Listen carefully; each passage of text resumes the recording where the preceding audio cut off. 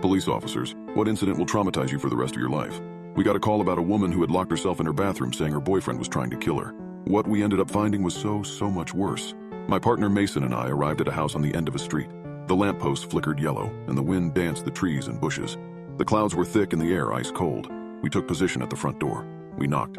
"Police, open up!" Only the sound of wind chimes. Mason kicked the door open with all the force he could muster. We scanned the house downstairs. No one in sight. Clear. "You hear that?" I said. Mason looked up at the stairs. Gentle cries. A woman. So subtle, and as if muffled behind a door in a room. "Thought she was supposed to be downstairs," said Mason. We made our way upstairs. "Ma'am, it's okay," I began. "You're safe now. No one's going to hurt you." The crying stopped abruptly as if someone hit pause. Then it started again. "But he's still here," replied the woman from inside the bedroom. "My partner and I checked the entire house. No one's here, ma'am. You're safe." Downstairs, the front door slammed shut. My partner and I gave each other a gaze, and I could notice his brow sweating despite the cold night. I used my head to gesture for him to take a look. He stood from atop the stairs and looked down at the front door. If only we'd known then what was about to happen.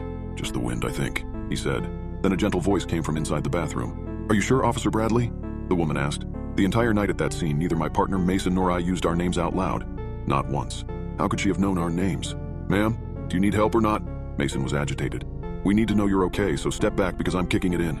A part of me believes Mason was more eager to see the woman's face, to find out who she was and how she knew what she did than he was for her safety. He wanted peace of mind. "No, hold on, I said. "She might be sitting right by the door. We don't want to hurt her." Then she said it. "Officer Bradley, tell Mason that if he touches this door, I will visit his family in the late hours of a certain night and break down a door of my own." The woman's voice was an octave deeper when she said that. I never understood the expression white as a ghost. Do people actually turn that pale in the face? I learned that they in fact did when I saw my partner react to those sinister words. I couldn't stop him from kicking in that bedroom door this time. But when he did, we found nobody inside. There wasn't a window above the shower through which to escape or another door to go through.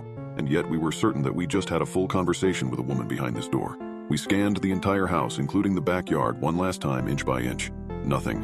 When it was time to leave, we gave each other a look and left the house without even looking back. Now this is the part of the story I haven't told anyone. It's just too disturbing to even comprehend. I didn't even tell Mason. We were sufficiently shaken up, so I didn't want to tell him this. When we left the house, I drove us back to the station that night. He probably thought I didn't notice, but his hands were shaking too much to drive comfortably. He doesn't drink coffee. As I reversed the cruiser out the street, Mason didn't look back at the house. But the truth is, I did, and I sincerely wish that I hadn't.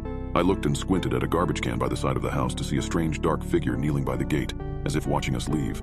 And as we finally drove away, as the house became more and more distant in our mirror, the figure slowly stood itself up.